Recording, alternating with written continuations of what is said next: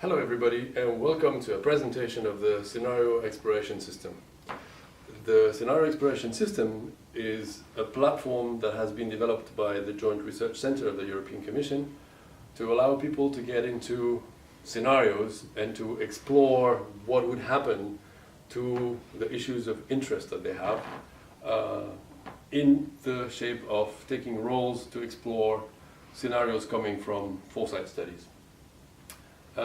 This platform has been applied today to a range of issues and has been already developed into a range of different versions to explore topics as diverse as migrations, the issue of the recycling of waste fishing nets in the oceans, to help citizens discuss the future applications of nanotechnologies, and plenty of other things relating to either very practical, down-to-earth issues or to policy questions.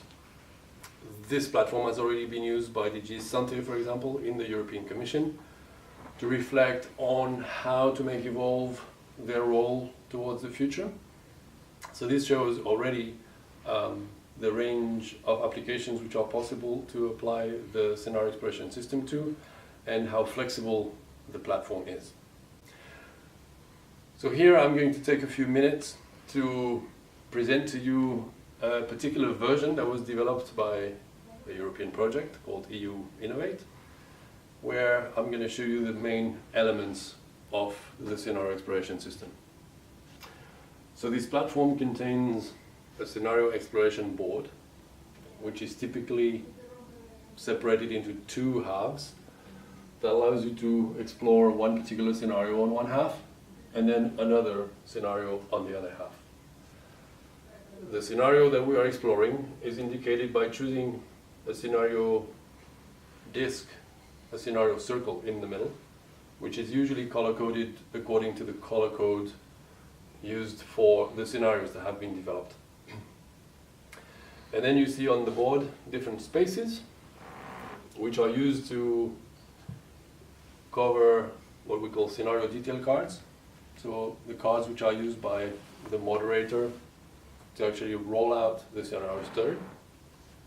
And then you have another field where you contain more trends or mega trends of interest that can create a context for your scenario exploration, including one specific spot which is dedicated to a variable driver that allows people to actually introduce specific elements to feed the discussion around the scenario exploration.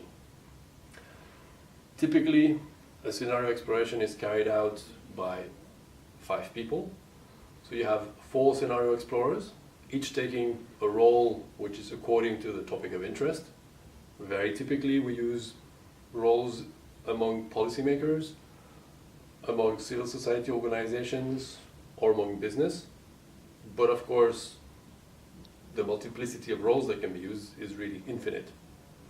In the case of the recycling of fishing nets, for example, we developed roles which were fishermen, harbor masters, fisheries authorities, innovative SMEs to recycle plastics.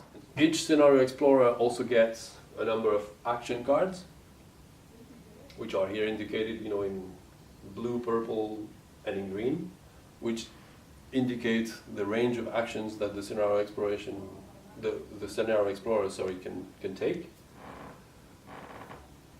And then you've got a number of other cards, which are, on the one hand, the scenario detail cards, which are used by the moderator to actually drive the story of the scenario.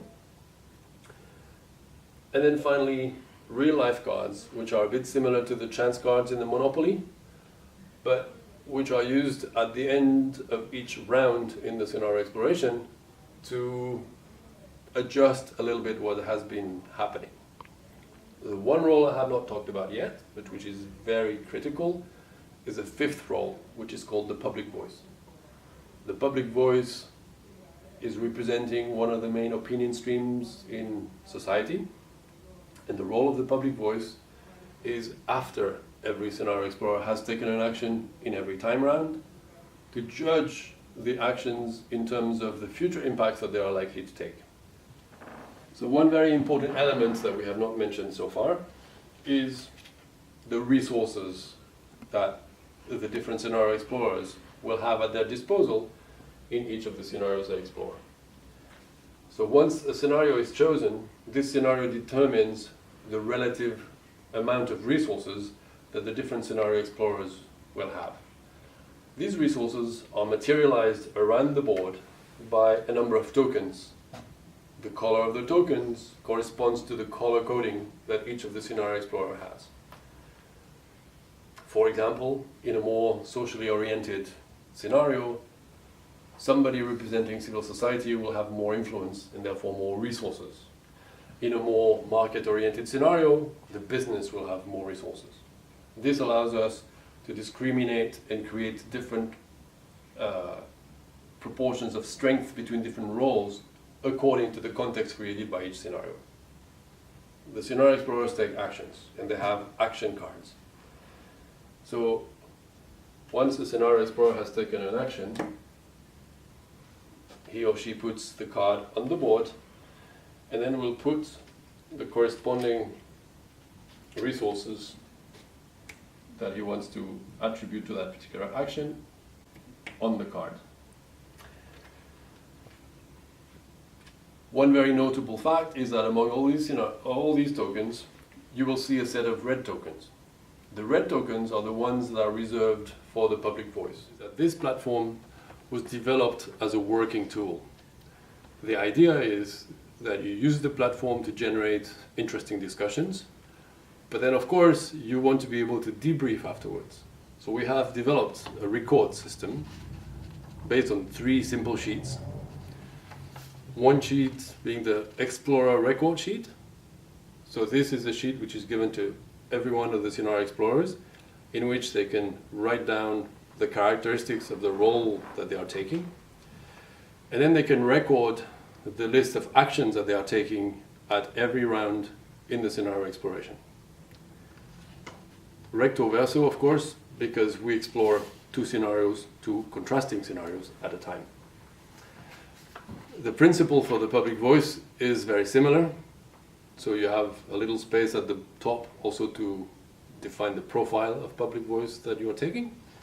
And then in round 1, round 2, and round 3, you've got a few lines to sum up what every one of the scenario explorers has done, to be able to then analyze and judge what actions have been taken at the end of each round. Because we have a scoring system, the moderator has a scoring record sheet. So this is a colorful sheet that contains lines color-coded according to the colors taken by the different roles, and then with red columns corresponding to the place where you actually record what the public voice judgment has been. This allows one to calculate scores based on how much resources was put to support each of the actions taken by the scenario explorers, multiplied by the judgment of the public voice, and that gives you a score for each action. After having explored the 3 rounds, then we can sum up the overall score for each scenario explorer at the end of the session. Now let us see in practice how the scenario exploration platform works. So first of all, we have to select a scenario to get started. Here we have selected the red scenario. We put the scenario circle describing this particular scenario in the middle of the board, and this scenario circle also indicates the amount of resources allocated to each of the scenario explorers. Then, to create a context, we start to roll out the different megatrends described by their cards that we place on the boards while explaining what these megatrends are. So for example, in the case of hyper-connected, which is one of the megatrends that we use for this particular version, it just is a megatrend that signifies the trend of very fast development of the technology in information and communication technologies and robotics that will allow a lot of people and a lot of objects to become more and more connected and create the Internet of Things as well as an increased connection of the people through mobile devices. We have now set in place the 5 megatrends that are of interest for this particular scenario. Then we can place the pile of variable drivers that are going to be used in that particular scenario exploration session. So we put the pile of variable cards face down, and then for the first round we open up the first variable driver on this particular pile. This variable driver will apply to the first round of the scenario exploration.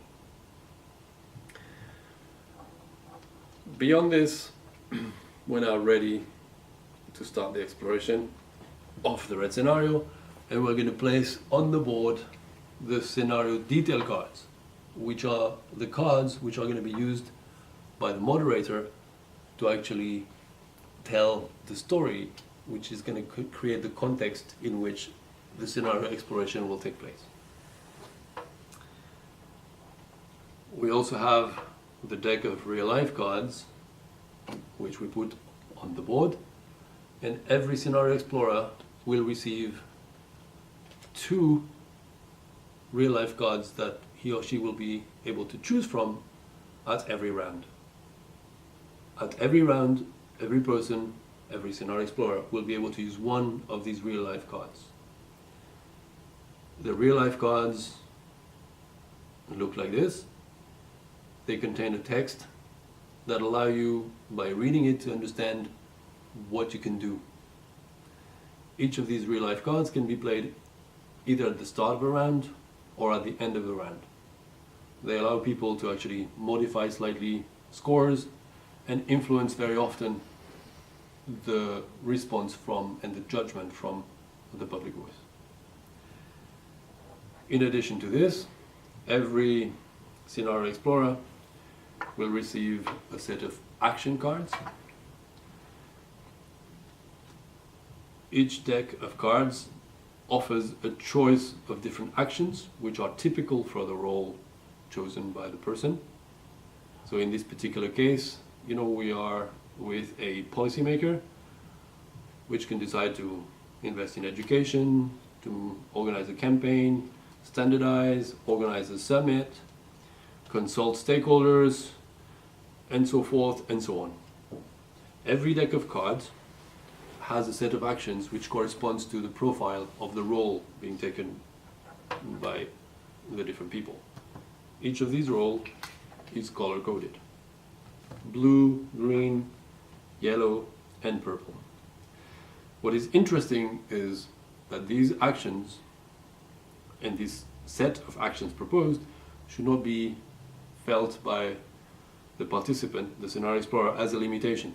Therefore, each of these decks contains a number of generic action cards that can be used by the scenario explorer to actually take an action which is not offered in the deck of cards. Here we have the case where people have taken their role, they have developed their roles, they have defined their long-term objectives, meaning that each character will have defined what they want to have achieved by the time we reach the time horizon of the scenario exploration. Here on the table, we've seen that every scenario explorer has taken an action, has given resources to support each of these actions, and the public voice has put its red tokens as a sign of judgment of its support for the different actions. In the first round, everybody takes an action individually. In the second or third round, scenario explorers can engage in collaborations. The advantage of a collaboration is that all the participants in the collaboration on one particular action receive the full score of that particular action. It is therefore quite advantageous to collaborate. At the end of every round, the moderator then checks whether any of the scenario explorers wants to use a real-life card. Here is an example of one of the real-life cards. All the instructions on how to use them are indicated on the card.